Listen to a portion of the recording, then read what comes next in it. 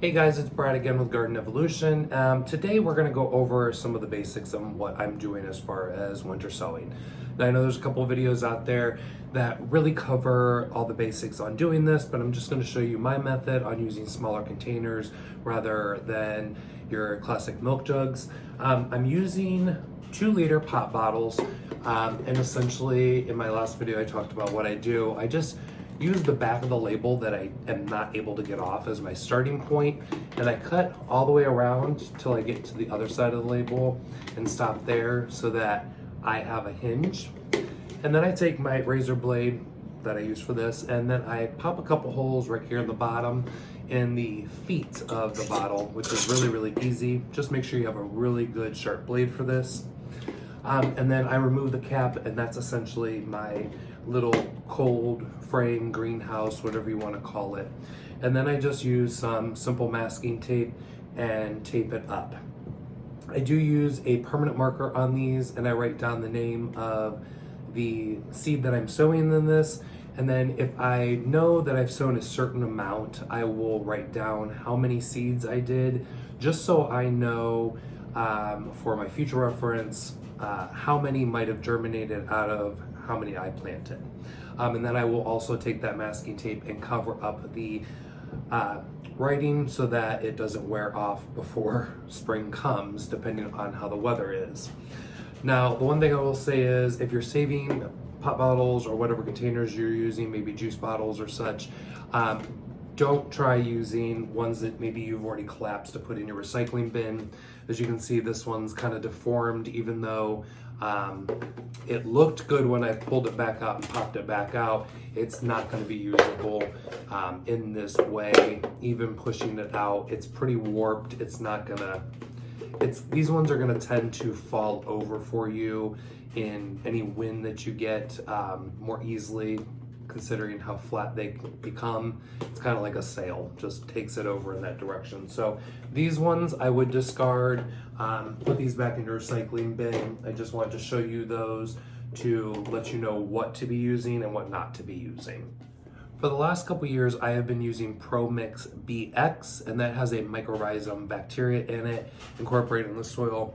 I actually just take a 5-gallon bucket, place my soil in it, and then I go ahead and add some water to it. I usually use warm water to get the soil to absorb the water and make sure it's consistent.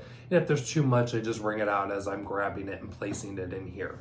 So I'll kind of take you through the quick step of just how I get started.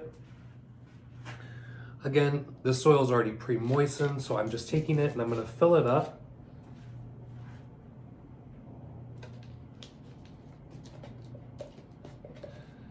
And I usually fill it right to about where the container starts to flute back up here, just like that.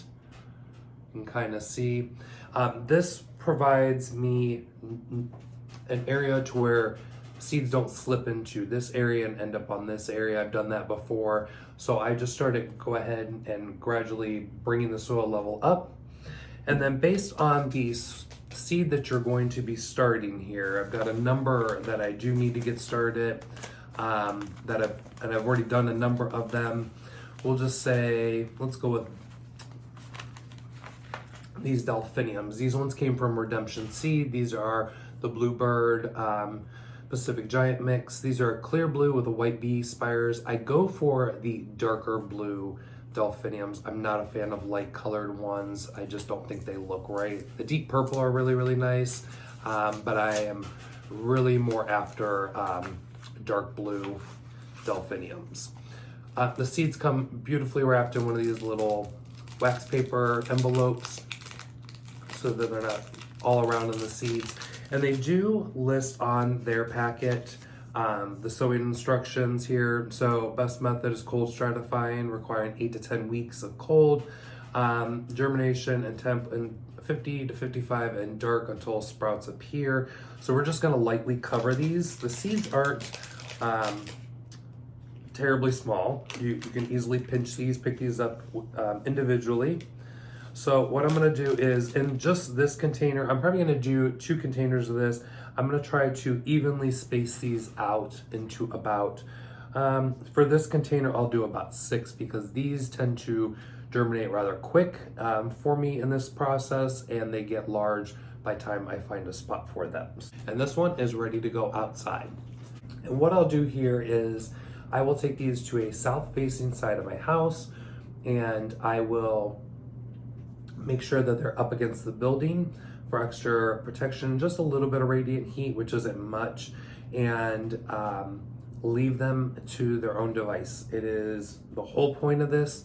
They will get as much sunlight as possible, and they will get nice and cold and actually freeze in the process. And then from there, we will just make sure that we keep them evenly moist. I will just take a simple spray bottle out with me and just give them a quick mist I like to do a check on them about every week. I know it's a little crazy, but I like to make sure that I check on them every week to 2 weeks. And then in the process of that, we just make sure that we know certain ones are gonna germinate later, and some of them that may be warmer temperature plants, such as maybe your ornamental grasses that you might be trying, or some of the other varieties such as echinaceas and lupines are going to sprout at a later date as well. So you're going to see a variety of sprout times on these just based on their natural habit. So don't be discouraged, keep going, just keep them evenly moist, not too wet, or just making sure that that seed stays moist the entire time. You're not trying to sog up the soil with a ton of water, just the seed top layer needs to be kept moist. So that is going to wrap up that part. I did want to tell you about the plants that I already got started. I ended up doing Echinacea paradisia super duper. I got both of the Starship series deep blue, the Starship blue and deep rose lobelias in. Echinacea ruby star. I did 1 container of the prairie smoke, the pearly everlasting, Bradbury's Minarda, big leaf aster, 2 of the Western Indian site containers, 2 wild lupines, and then 2 of the New Jersey teas. So if you're interested in any of the other seeds that I might be winter sowing, you can reference my video previous to this that goes over all the seeds that I've ordered in currently. In my next video, I will talk about some of the seeds that I hopefully will be getting in soon.